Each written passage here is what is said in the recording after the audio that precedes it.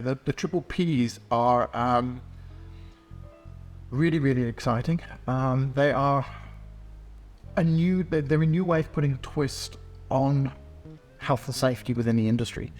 The triple Ps themselves are what we call them because it's just a simple way of referring to them very quickly, but essentially triple P stands for policy, procedure, and practice. And the idea that we've brought together with this is it's a new way of looking at health and safety. Health and safety is a very daunting aspect of modern business.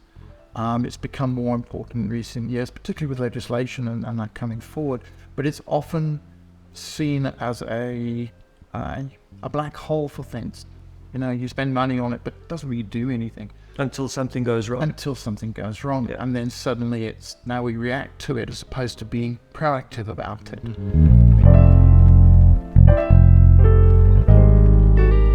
Welcome to My Safety Hub. I'm Orkut Fareed, and today we're joined by Greg Morse, the Arch Online Administrator for MacroSafe and Safety Wallet. Today's episode will be broken up into 4 parts, so please subscribe to this channel so that you can be notified about the next episode. Welcome, Greg. Greg, before we kick off, can you tell us a little bit about yourself and what you do at MacroSafe and Safety Wallet? Hi, I'm good. Thanks for having me here. I come from a chemistry background. I studied a diploma in chemistry and worked in labs for a number of years, eventually actually supervising 2 laboratories, which specialized in oil analysis and fuel analysis. That was very interesting. It allowed me to learn a lot about oils and how to come together, and how to test, and how to test to standards, and how to keep everything compliant to standards, which was very much my nature.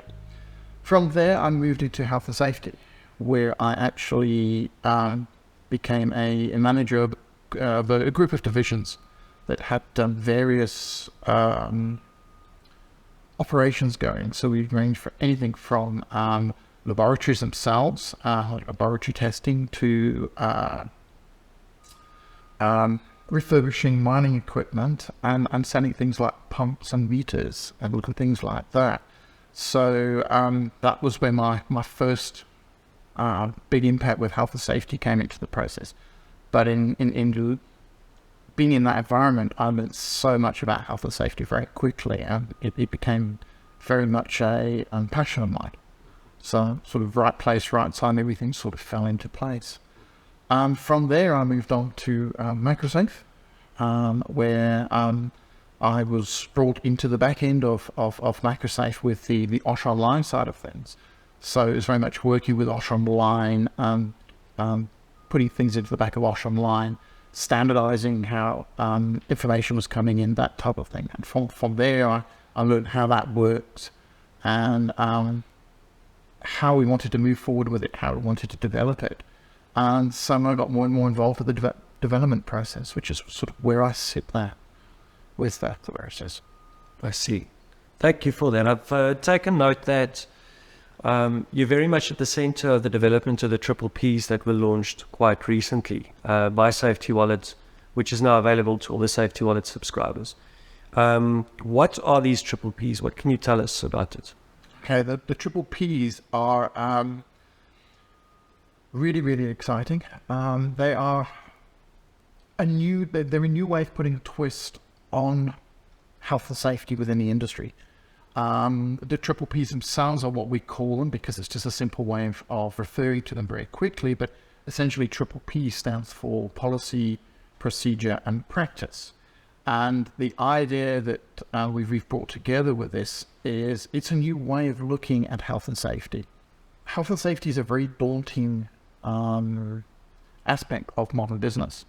It's become more important in recent years, particularly with legislation and that coming forward, but it's often seen as a black hole for things. You know, you spend money on it, but it doesn't really do anything. Until something goes wrong. Yeah. And then suddenly now we react to it as opposed to being proactive about it. And lots of people who work in health and safety are are sort of put into that position and find it extremely daunting, and it can seem very complex. The triple Ps are designed to change that idea. So rather than looking at this whole big thing that you think, wow, what do I do about it? We're breaking it down into pieces so that you can do it bit by bit. And each bit you do, you feel, oh, we've got that done. I can do that. That was great. And it allows you to move on and actually eat the whole elephant, for want of a better term. They come from a slightly different angle. Each triple P works together. So a policy will work together with a practice, which will work together with a procedure. And in that process, you will focus on a specific aspect of health and safety. And the three documents together talk back to one another, but allow you to fix that aspect of your health and safety. So you can be focused, you can see what you're doing, you can measure how you're doing it, and you can say, we've done that, and you can move on to the next bit. Together, these form a total health and safety system for the user. So it's not just arbitrarily putting things together. There's a very definite strategic purpose about this process, so that as a user, you can manage and control your health and safety. So in the process as well, obviously there has to be some referral back to legislation. And from what I've learned from the interview with both Leon, the CEO, and John, the operations director for MacroSafe and Safety Wallet, is that legislation is covered in the entire process. But the question I have is, if we have the law book, which is the OSH Act and its regulations, how was it determined that businesses might need these triple Ps? How did you come to the decision of saying that we need to develop these to make it easier? That's a great question, Ockett. Very simply, you're quite correct. Within South Africa, the OSH Act drives health and safety legislation in South Africa. It's a self-regulating piece of legislation, and every employer has to comply with it.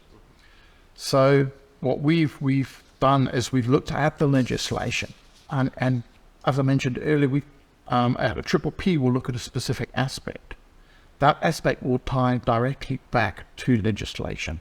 So we cover the OSH Act itself and the regulations to the OSH Act and other relevant pieces of legislation or standards that may be interconnected with health and safety legislation. For example, the National Building Regulations or the Sandstand 400 as it's known. All these are interwoven very, very subtly in the background. So when you're actually doing a triple P and you do a specific one, you're actually fixing the compliance relative back to the legislation. The difference with this is we're not pushing it from a compliance perspective. We're looking at how does this add value to your business? How does it make your employees safer? How does it reduce your costs? How is it useful to you?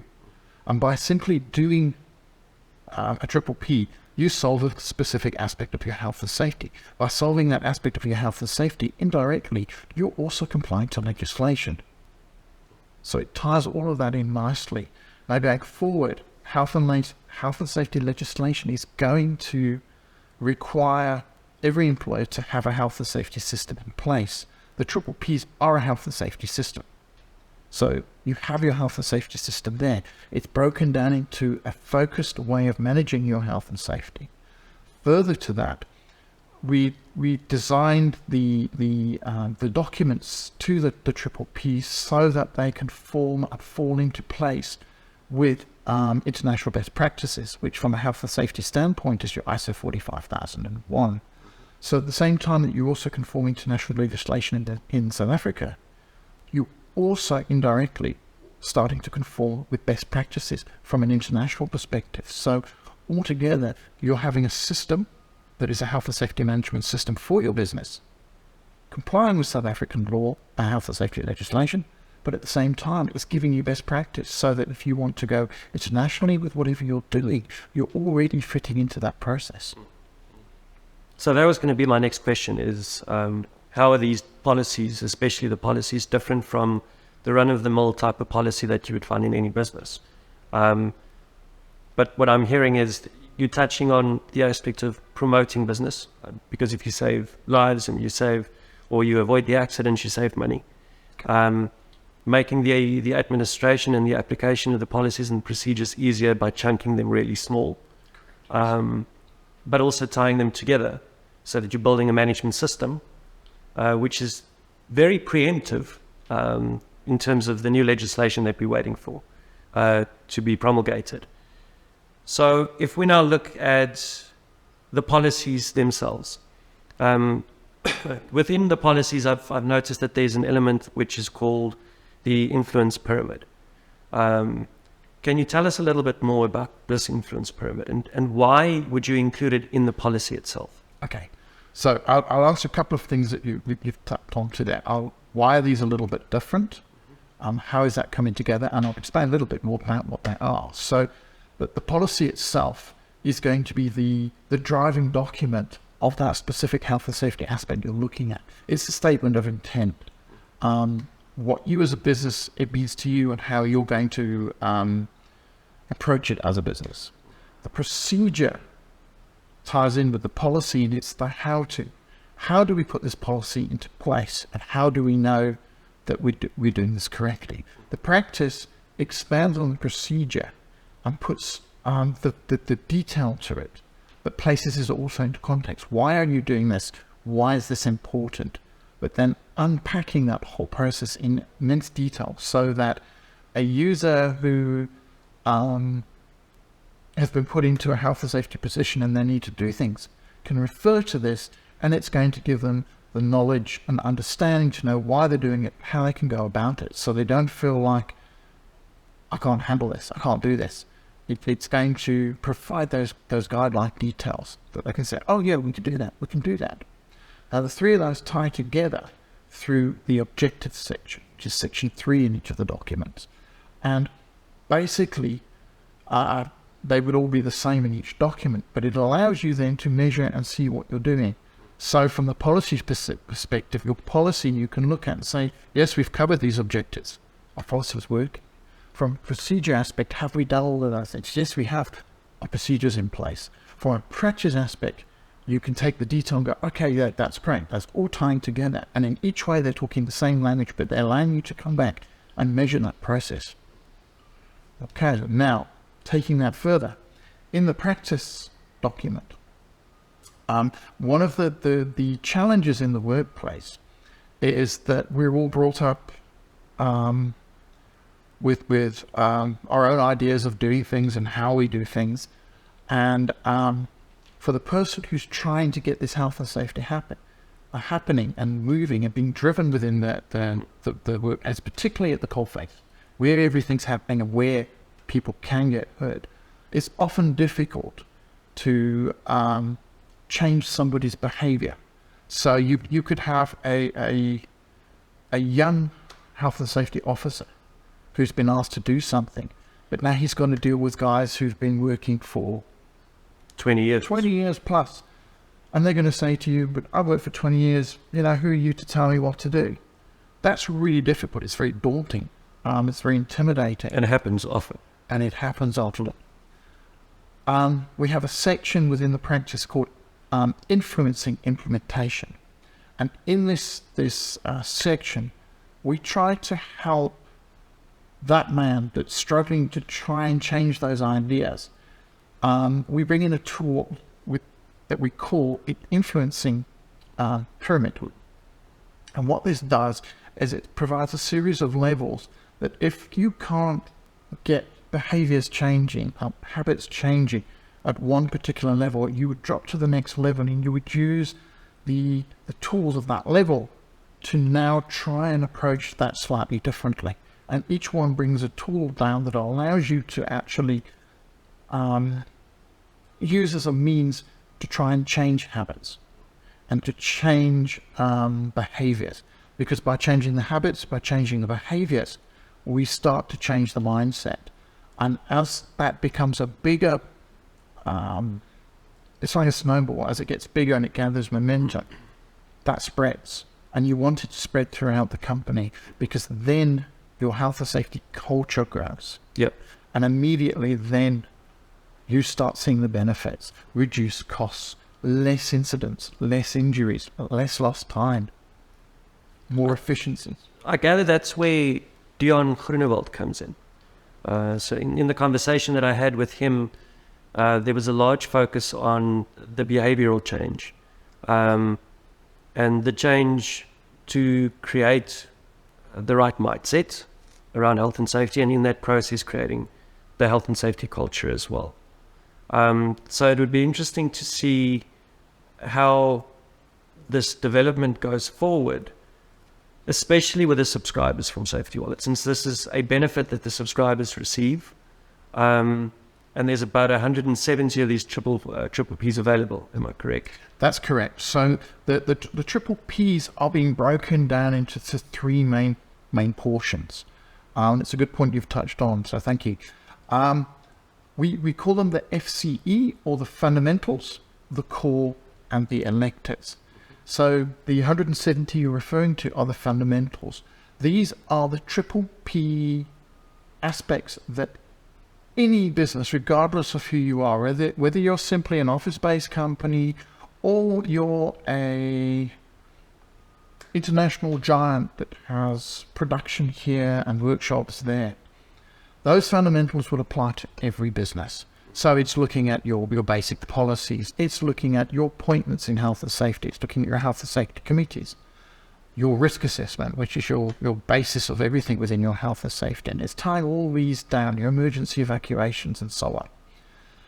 Then we move on to the core. So the core would be, what other things are you doing in your operations that we need to look at from a health and safety perspective? So for example, if you've got a workshop, there's probably going to be noise involved. So the noise aspect would come in. Then you would have the noise regulations looking at that. So we would look at the triple P aspects that relate to noise. You might have things like stacking and storage. Again, we look at those processes against that. So the core starts looking at, what do your operations do? Now, from a core perspective, the triple Ps would be very much based on the type of premises that a client would be on. So if we take a client that's got two premises, for example, A and B, on premises A, they might be in a brand new spanking building and they're simply just administration. Premises B, they might be in slightly older buildings and they've got workshops and so on and so forth. They will have a certain amount of admin, but there will be the other things. We would have to look at those separately. And that's part of the reason why the subscriber looks at premises, is because each premises is unique to the hazards and risks that could be faced on that. We would then unpack the cause against your fundamentals. So you do your fundamentals and then you look at the cause against that. The electives, these are the aspects of health and safety that we don't see so often. So, for example, we don't see asbestos and lead so much in the general clientele that we have at this point. So those are where we've placed those, purely because we don't see them so much. They will still be very valid in their situation. So again, if we look at the premises A and premises B with the older building, there could be asbestos. Yes. In which case then we would bring in the asbestos aspects so that we make sure we've got that covered. Thank you for that information. I think it's really an interesting approach to manage health and safety in the workplace, especially with the influence triangle. And I gather that there's still going to be training that has to be done around it as well. To you, the viewer, this is a lot to take in. It's a lot of information, but it's done for a good purpose. So please subscribe to the channel so that you may get a notification on part 2 of this episode.